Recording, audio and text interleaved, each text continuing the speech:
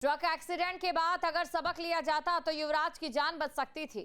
31 दिसंबर को भी उसी जगह पर ट्रक एक्सीडेंट हुआ था, लेकिन प्रशासन ने कोई सबक नहीं लिया और वहीं डेथ स्पॉट युवराज की मौत का काल बन गया। मामले में सीएम ने संज्ञान लेते हुए सख्त कार्रवाई के निर्देश दिए हैं। गलती और अपराध में अंतर क्या होता है? अंतर ये कि अगर एक बार हो तो गलती, लेकिन बार बार हो तो आपकी मंशा पर ही सवाल खड़े हो जाते हैं। क्यों प्रशासन के, शासन के, नोएडा अथॉरिटी की मंशा पर सवाल खड़े नहीं होते? वो इसलिए क्योंकि यहाँ आप देखिए इस तस्वीर को।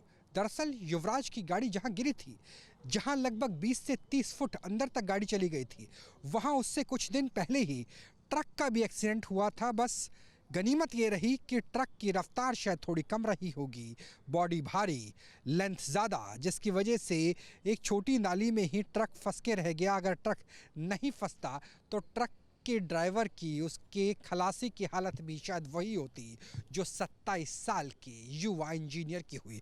दरअसल जिस तस्वीर को आपने देखा, उस तस्वीर में जो टूटा हुआ हिस्सा नज़र आएगा, दरअसल यही वो नाली का टूटा हुआ हिस्सा है और इसी हिस्से की वजह से ये ट्रक है वो टकराया था और ट्रक इसमें फंस के रह गया था।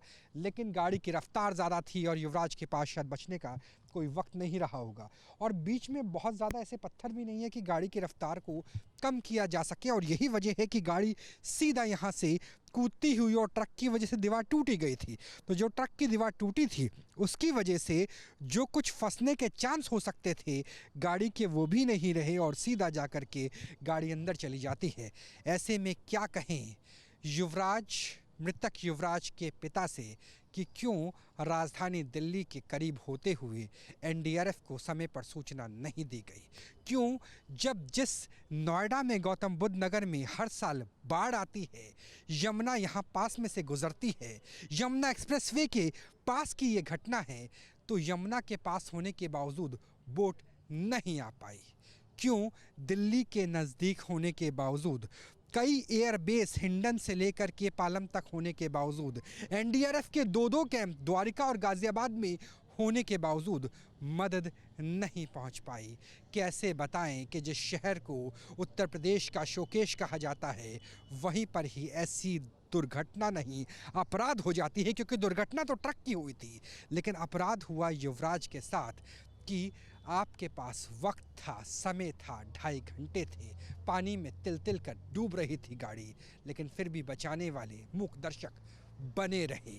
और जो उससे पहले दुर्घटना हुई, उससे शासन प्रशासन ने कोई भी सबक नहीं लिया।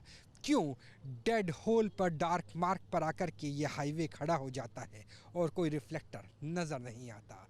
तो ये वाकई ही एक दुर्घटना नहीं है, ये अपराध है और अपराधियों को कड़े से कड़ी सजा दी जानी चाहिए। कैमरा सहयोगी विकास राय के साथ राहुल डबास, न्यूज़ स्टेट, नोएडा।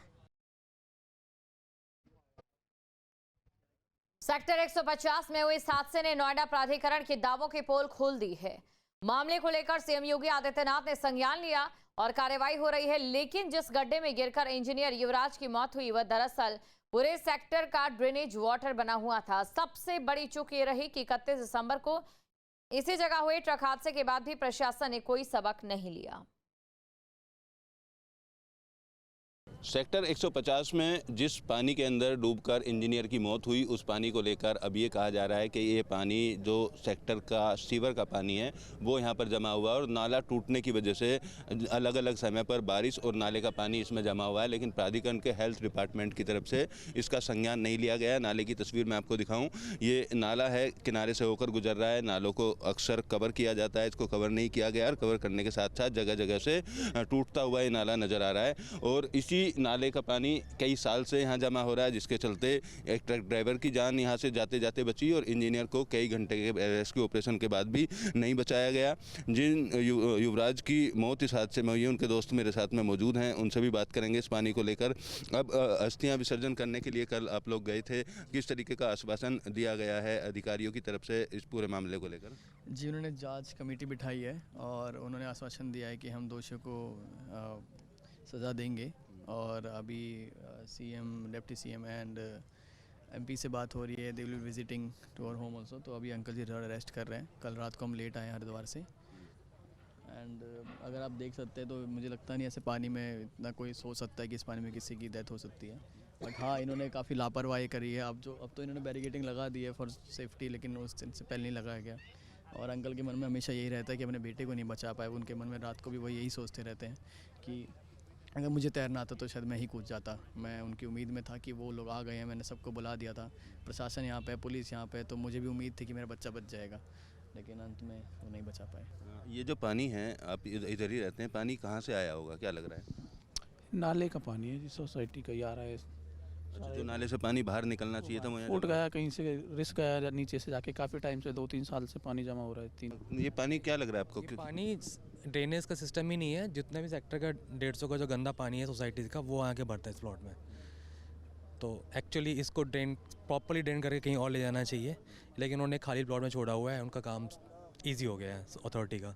अगर उसको प्रॉपर अरेंजमेंट करते तो पानी कभी नहीं भरा होता। पानी नहीं भरता तो जान भी नहीं जाती। हाँ एग्जैक्टली, पानी नहीं भरता, जान भी नहीं जाती। बहुत सारी चीज़ें हैं। पहली चीज़ तो नेग्लिजेंसी सोसाइटी जो अथॉरिटी की, ठीक है ना। प्रॉपर रोड्स नहीं है, प्रॉपर लाइटिंग नहीं है। जब ये सब खुला पड़ा है, पानी भरा पड़ा है, तो यहाँ बैरिकेडिंग होनी चाहिए, लाइटिंग होनी चाहिए, जो कि नहीं थी। अगर ये सब चीज़ें होती हैं तो एक्सीडेंट ही नहीं होता। दमकल विभाग की जिम्मेदारी मानते हैं? दमकल विभाग की जो टीम यहाँ किनारे पे बैठ के देखती रही। एग्जैक्टली, उनकी ट्रेनिंग इसी काम के लिए है कि लाइफ सेव कर लो। अगर वो कहते हैं हम इक्विप नहीं है, हमें ठंड लग रही है या फिर हमें शरीर लग जाएंगे, अगर वो इसी डर से अगर पानी में नहीं जाएंगे तो फिर उनको उनकी जॉब का फ़ायदा क्या है, उनकी सर्विस का फ़ायदा क्या है? फिर तो डिजॉल्व ही कर दो उस टीम को। बिल्कुल, देखिए तमाम तरीके के सवाल फिलहाल खड़े हो रहे हैं और इस पानी को लेकर जो हम अपने दर्शकों को बताना चाह रहे हैं, ये पानी निकालने की जिम्मेदारी नोएडा प्राधिकरण की थी। जो ड्रेनेज सिस्टम का पानी इस सेक्टर से बाहर जाना चाहिए था, वही पानी पिछले कई साल से इस बिल्डर के द्वारा खोदे गए बेसमेंट में जमा होता रहा और इंजीनियर की जान चलेगी। फिलहाल एसआईटी तमाम सवालों के जवाब जरूर तलाशेगी। फिलहाल देखना होगा किस तरीके की कार्रवाई इस पूरे मामले में होती है। वीडियो जर्नलिस्ट विकास झा के साथ अमित चौधरी, न्यूज स्टेट नोएडा। और नोएडा से अगली खबर, इंजीनियर की मौत मामले में सीएम योगी आदित्यनाथ तक मामले की जांच के लिए गठित एसआईटी आज से शुरू कर सकती है जांच। एसआईटी को 5 दिन में सौंपनी होगी जांच रिपोर्ट। अधिकारियों की भूमिका समेत हर पहलू की जांच होगी। घटनास्थल की बारीकी से जांच करेगी एसआईटी। मौके पर मौजूद अधिकारियों की भूमिका की पड़ताल होगी। मृतक इंजीनियर के पिता और प्रत्यक्षदर्शियों के बयान दर्ज किए जाएंगे। दमकल विभाग और प्राधिकरण के संबंधित विभागों की भूमिका की जांच होगी। प्राधिकरण के ट्रैफिक सेल और ग्रुप हाउसिंग विभाग की कार्यशैली पर सवाल। अन्य संबंधित विभाग भी एसआईटी की जांच के दायरे में। नोएडा अथॉरिटी के सीईओ लोकेश एम पर भी एक्शन हुआ है। लोकेश एम को पद से हटा दिया गया है। एसआईटी में कौन कौन शामिल है ये आपको बता देते हैं। भानु प्रसाद एडीजी जोन मेरठ और इसी के साथ भानुचंद्र गोस्वामी कमिश्नर मेरठ और चीफ इंजीनियर पीडब्ल्यूडी विभाग।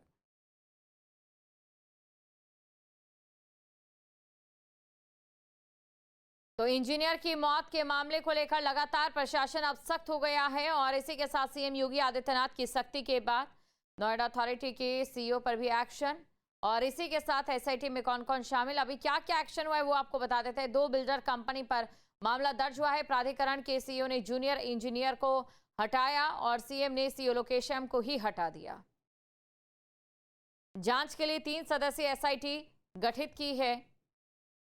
5 दिन में जांच रिपोर्ट सीएम को सौंपी जाएगी। सीएम इस पूरे मामले का खुद संज्ञान ले रहे हैं। 2 बिल्डर कंपनी पर मामला दर्ज है।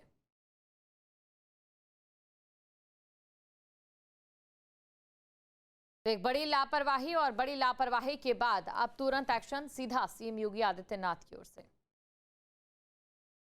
आपके मोबाइल पर तुरंत आएगी ब्रेकिंग न्यूज। स्क्रीन पर सबसे पहले दिखेगी बड़ी खबर। देश दुनिया की हर खबर एक जगह। अब आपके मोबाइल पर तुरंत फटाफट इंस्टॉल कीजिए न्यूज नेशन ऐप और रखिए खुद को अपडेट।